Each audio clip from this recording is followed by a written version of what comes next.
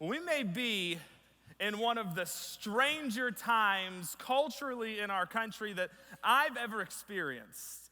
Living God's way and living the world's way is starting to feel more different than I personally have ever noticed. And today, we're going to talk about what to do with that tension. When everyone's doing this, and the Bible tells us to do this, what do? That is going to be our discussion today. Now, I have a confession to make. Growing up, there was always one specific type of pet that I really wanted, all right? Actually, really two. I wanted a flying squirrel, first and foremost. Thought that'd be cool. You see videos of them flying and landing on people's shoulders. I was like, I want to be able to call a squirrel to my shoulder. My parents weren't having that. They're absolutely not. Second thing was a chameleon. I wanted a chameleon. I thought chameleons were cool looking, but that was always a no from mom and dad. No, we are not bringing a reptile into this house. Absolutely not. So when I got married, I was excited, right? I knew this was my moment. I mean, I have big boy and big girl money now that I can spend on without my parents telling me no. It's like, this is it. So I remember early in marriage, Caitlin and I sitting down and we were discussing kids and pets in the future. And I was like, Caitlin, listen, I've always wanted it, and we have to get one, a chameleon. And my wife looked me in the eyes, and she was like, absolutely not. I was crushed. It's like, no. I was like, come on, they're awesome. I mean, their little eyes go in different directions, and she's like, that's not helping. I'm like, no, it's cool. Like their tongues do the whoosh and grab their food. She's like, you're not making your case any better. It's like, listen, they're easy to take care of. You feed them once a week. You got to throw 12 crickets in there. She's like, crickets in our house? I don't think so. It was a no. My spirits were crushed. The chameleon was never going to happen until it was the perfect sermon illustration for today. She couldn't say anything about it. And so right there is my chameleon.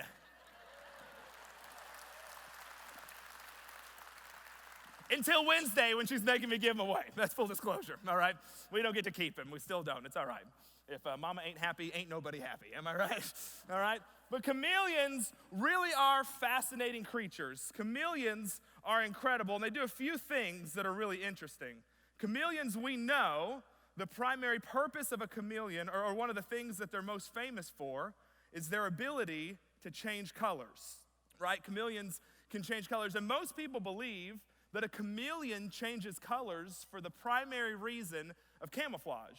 And although that is a definite benefit to why they can change colors, the actual number one reason a chameleon changes colors is for social purposes, to fit in socially wherever they're at. They will adapt to their social setting to send off specific social signals. Second reason a chameleon changes colors is to regulate its body temperature. If it's too cold, it'll get darker so that the heat will soak in more. If it's too hot, it'll get lighter.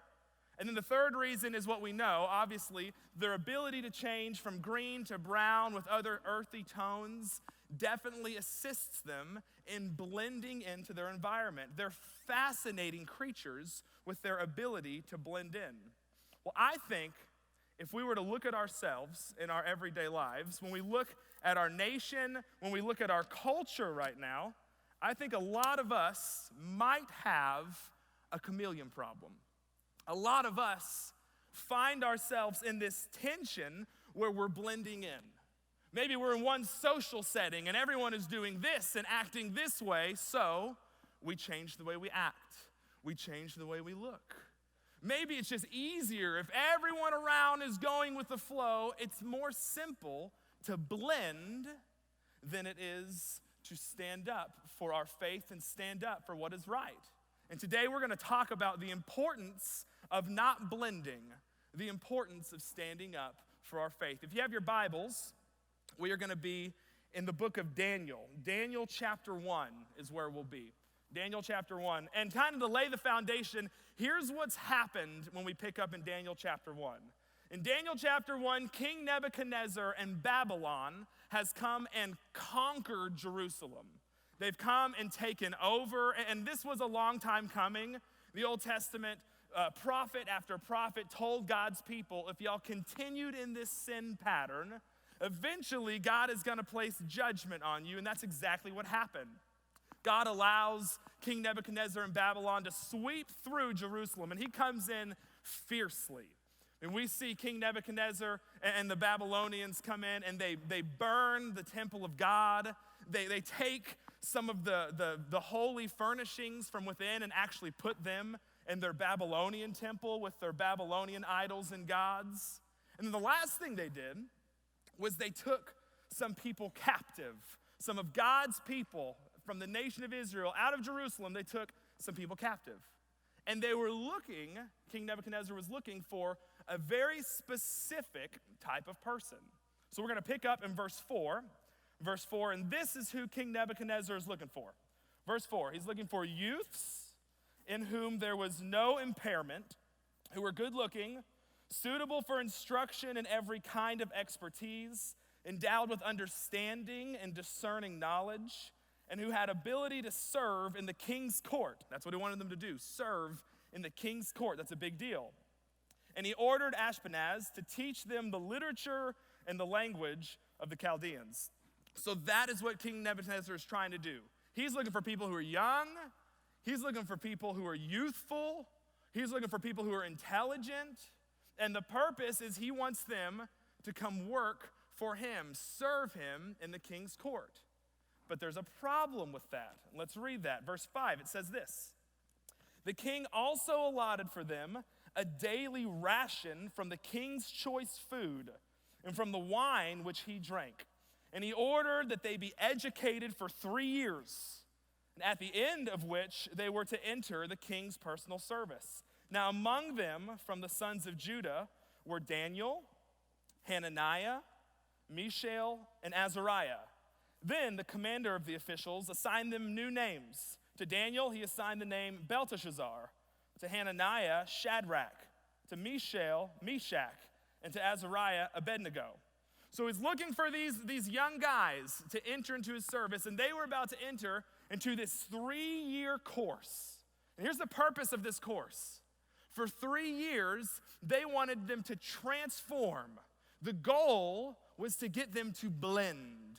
They've grown up knowing Jewish customs, grown up with the Jewish law. Their goal is for 3 years to brainwash them through Babylonian teaching and get them to blend in with the Babylonian culture. And we're talking new names, new customs, new ideas, new languages. The goal was to get them, they were living this way, now we want them to blend and live another way.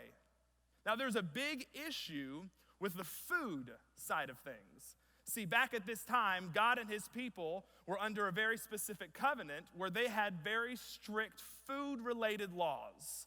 They could only eat certain types of food that were prepared a certain way. The king's food was not prepared this way. So this was a problem. We have this relationship with God, and he said to do things this way, but the world and King Nebuchadnezzar want us to do things a different way. Additionally, any food offered in King Nebuchadnezzar's court would have been offered up blessed to a Babylonian idol or a Babylonian god before they would have eaten it. And that would have been a massive no way for anyone who was in right relationship with God. So they had a choice. What do we do? Do we do things God's way, or do we blend in and just go along with the Babylonian way? And to make things even more difficult, this is the king's choice food. All right, so certainly this would be some of the best food that they could get in all the land. I mean, this probably looked good, tasted good, everyone else was enjoying it. They were stuck in a dilemma. They had a big decision to make. Let's see what they did. Verse 8 says this, but Daniel made up his mind. We'll stop there for a second. Isn't that where the battle always starts? Right here in your mind. Before you decide what you're going to do, the action, you have to win the battle in your mind. When you're around everyone at work and they're all talking a specific way or doing a certain thing, before you decide whether or not you're going to do it or not, the battle starts here. We have to win the battle of our mind. How do we keep our minds sharp? By praying without ceasing, by constantly being in his word. The battle starts right here in the mind. Daniel made up his mind that he would not defile himself with the king's choice food or with the wine which he drank. So he sought permission from the commander of the officials that he might not defile himself. So Daniel makes up his mind, no, I'm not gonna blend in. I'm not gonna do what all the other people are doing, even though it may look good, but I'm gonna choose to live God's way. And it says in verse 9, God granted Daniel favor and compassion in the sight of the commander of the officials. Now the commander of the officials does say to Daniel, I'm afraid of my lord the king, who has allotted your food and your drink, for why should he see your faces looking gaunt in comparison to the youths who are your own age? Then you would make me forfeit my head.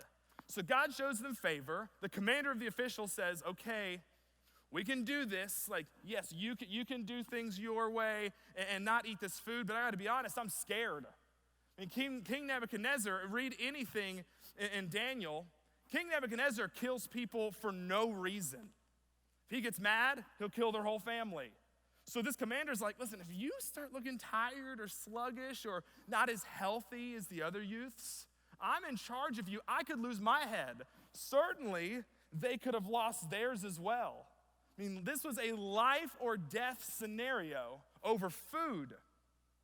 But Daniel, Shadrach, Meshach, and Abednego decided to stand strong, stand up for their faith, and to live God's way and not blend and live the Babylonian way. They ask this, verse 12, put your servants to the test for 10 days. Let us be given some vegetables to eat and water to drink. Then let our appearance be examined in the presence and the appearance of the youths who are eating the king's choice food, and then deal with your servants according to what you see. So they did that for 10 days. Then in verse 15, it says, at the end of their 10 days, their appearance seemed better, and they were fatter than all the other youths who had been eating the king's choice food.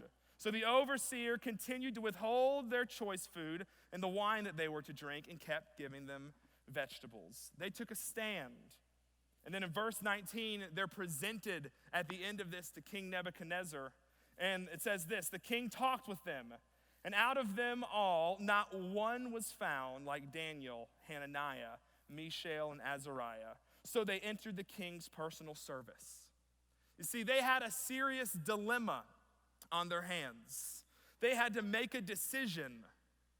Blend in and live the king's way, the world's way, or stand up, defend their faith, and live God's way. So our first point today is just that. Don't blend, defend.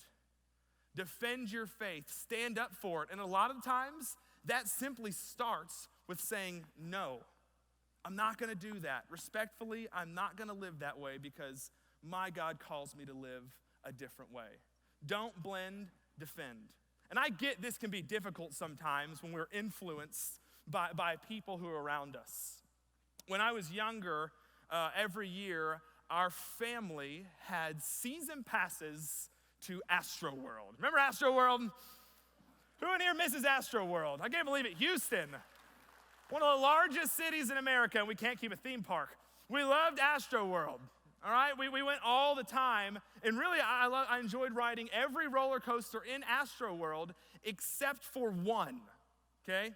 And that one ride was the dungeon drop, all right? Show of hands, who in here rode the dungeon drop? Who remembers that? Yeah, we've got some dungeon drop riders. Listen, I'm not afraid of heights. I just have a healthy respect for them, all right? Skydiving, no. Bungee jumping, absolutely not. Getting on top of our Bible study classes to hang decorations in December, I don't like it, but I do it, all right? And ask Joel, we were walking up the ladder and I'm shaking. He's like, what's wrong, man?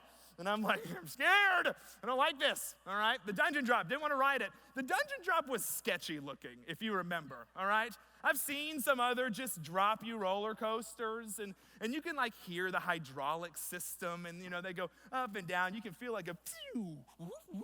Like yes, those are well put together. The dungeon drop was a simple drop and then they put the brakes on and it would just, come to a halt. And I'm certain you're watching, you can see like bolts and screws flying off. And I'm like, this is the sketchiest thing ever. There's no way I'm getting on it. I won't ride it. Until one day, my sister was having a birthday party. And I was put in charge of this group of girls who were much younger than me. Jayce, watch over the girls. Okay. So it's very specific with where we were going. Nowhere near the dungeon drop, all right? I'm the big brother. Have to be in charge. Don't worry. I will protect you all. There was one girl in the group. Her name was Ashley. And Ashley just wanted to ride the drop, okay? I don't know where Ashley is today, and quite frankly, I don't care, if I'm gonna be honest with you. I mean, the whole day, hey, can we ride the dungeon drop? Like, shh, Ashley, no one likes you. Okay, just stay back there, all right? Everywhere we went, she kept bringing it up over and over and over. I just tried to put her off. Then at the end, we were leaving, and it's right by the exit, and I kid you not, she starts chanting, dungeon drop, dungeon drop. And all these little girls, dungeon drop, dungeon drop. And I'm looking around like, I've got a serious dilemma on my hands. Like my stomach starts hurting, and I'm like, ugh. Like I don't want to ride the ride, I really don't. But all of these people are telling me to do it right now. I was like, ugh. And they're looking at me like, are you scared? Rain, is your brother scared? And I'm like, let's go to the drop. All right, we get on the dungeon drop. It takes us to the top. And I've never been more terrified in my entire life. And I'm looking down, people look like ants down there. And I'm like, you know what I mean? And you're up there, there's like a siren going off, and then they drop you. All right, and I look over, and the little girls around are like, whee! You know what I mean? And I feel like everything is about to explode. Like, you remember that feeling? Like everything's shaking, and there's nothing you can do about it. It's like, no, and we finished. And I was like, I'm about to cry, and we get off, and Ashley's like, can we write it one more time? I was like, leave the party, Ashley. No one even wants you here, okay? It's terrifying. And it's a funny story, but in that moment, I was influenced by these people who are around us. And how often in our lives do we find ourselves getting influenced to do something we don't want to do because of the people who are standing around us. And in those moments, we have to choose not to blend, but to stand up and defend our faith. And it can be terrifying sometimes, but we have to choose to be courageous. I love what it says in Joshua 1:9. It's one of my favorite verses in Scripture. Have I not commanded you, a command, be strong and courageous. Do not be terrified nor dismayed. Why? Because the Lord your God is with you wherever you go. In those moments, when you're with your friends and they're all gossiping and talking terribly about someone and you know you shouldn't, be strong and courageous. Stand up for your faith. You can do it. Why? Because the Lord your God is with you wherever you go. Don't blend, defend. The second point is, don't blend, befriend. And this is what I mean by that. Think of the people, who are the people who you have around you? One of my favorite things about the book of Daniel is you see a group of guys standing together. It wasn't just Daniel saying, I'm not gonna do that. He had Shadrach, Meshach, Abednego, all standing there next to him. And you see that multiple times in the book of Daniel. If we are to stand up to the culture, if we are to not blend in with our surroundings, I would ask, do you have a good group of people standing next to you? We're supposed to do this as a team. Growing up in Houston, I've always been a major Houston Rockets fan, and this was really hard in the early 2000s because our sister Texas team, the Spurs, were absolutely dominant.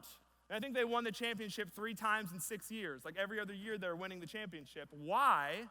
It's because their coach, Greg Popovich, really preached teamwork. A few principles they used. One, he said, know your role. Everyone has a role on this team. He would also tell them, you're a part of a whole, meaning there's no superstar, there's no bench player, you are a part of a team. That helped them to work well together. Another principle he always said was pass to the open man. Even if you think, I've got a better shot at making this shot. I can win the game. If someone was open and you were on the Spurs in the early 2000s, you were instructed to pass the ball, even if you thought you had a better chance. Why? Because he understood the importance of working as a team. If we're to not blend into the culture, it starts with us working as a team. It starts with putting people next to you who are on the same page as you spiritually. The Bible says this all throughout, talking about important teamwork. In Ecclesiastes 4, it talks about, it says a cord of 3 strands is not easily broken. The importance of being with other people. In the book of Proverbs, chapter 27, it says iron sharpens iron, just as one person sharpens another. The Bible is constantly talking about the importance of not doing this alone. You need people that have your back. You need people who are on your team. Don't blend, befriend people. Put people around you who will help you in this life, in this walk of faith. So right now, I want you to think about, who are those people? Do you have them in your life? And if you do, I today would send them a text or something and just thank them for what they do for you. Thank them for the role that they play in your life. And if you would take inventory of your life today and say, I don't have anyone like that in my life, I would start praying right now for God to put someone like that in your life. It's key to have people by your side. Join a Bible study class. We have Bible studies for every age and stage, and that's where you can meet people who are in the same stage of life as you, to join together as a team to stand up for what is right. So you cannot blend, you can defend, but it helps to have other like-minded Christ followers walking through this life with you. And the last thing is this: don't blend, extend. And specifically, I'm talking about extending the love of Christ. See, today you may look at yourself and you may look at our nation and say, how do I do it? What am I supposed to look like? How do I stand out? How do I prevent myself from blending in with the people around me? Jesus, in John chapter 13, gives us the perfect picture of this. It says this, let me read it to you. John chapter 13, Jesus says, starting in verse 34, I'm giving you a new commandment, that you love one another just as I have loved you, that you also love one another. By this, all people will know that you are my disciples, if you have love for one another. How are people gonna know that you're not blending in with the culture? How are people gonna know that you're different? Jesus says, if you have love for one another, that's where it starts. Have you ever been a part of a pay it forward situation where maybe you're in line for fast food and someone in front of you pays for your meal, and then you decide to pay for the meal behind you, and so on and whatnot? As a staff, we saw this happen one day at Mod, and it was fascinating. Earlier this week, I was reading an article, and this guy spoke about this story where he was walking through the grocery store, and he saw this single mom who had a bunch of kids, and he's like, they were just going crazy. They were causing a ruckus. They were knocking things over. They were breaking things, and you could tell that she was just struggling to hold on. And then she got to the checkout counter. And as she got there, she didn't have her card with her, and she starts counting out cash, and she comes up short. And the article says that actually they found out the cash she was trying to use was the allowance for one of her kids. They just didn't have anything. Kids are going crazy. Groceries are sitting right there. She doesn't have enough. And then he said, in one moment, while we were all just watching, someone else, an elderly man, walked up and said, don't worry about it. Paid for the meal. And then helped them pack it up and walk them out. And he said, as she was leaving, he could see tears welling in her eyes. Now, I know nothing about these people. I don't know if that man is a follower of Jesus, but he looked like it in that moment when he chose to show love, when he chose to show kindness. And I'm not saying that today you should go pay for someone's groceries, but it starts by standing out from the rest. When everyone else is just standing around looking, choosing not to blend, but to extend the love of Jesus. Why? Because he first gave that love to us by dying for our sins on the cross. And because of that sacrifice, we extend his love to others. In a world where everything in our gut tells us to blend in, we can't. First, we have to defend our faith. Put people around you who will help you to live that way. And always extend the love of Jesus to others. That is what sets us apart from everyone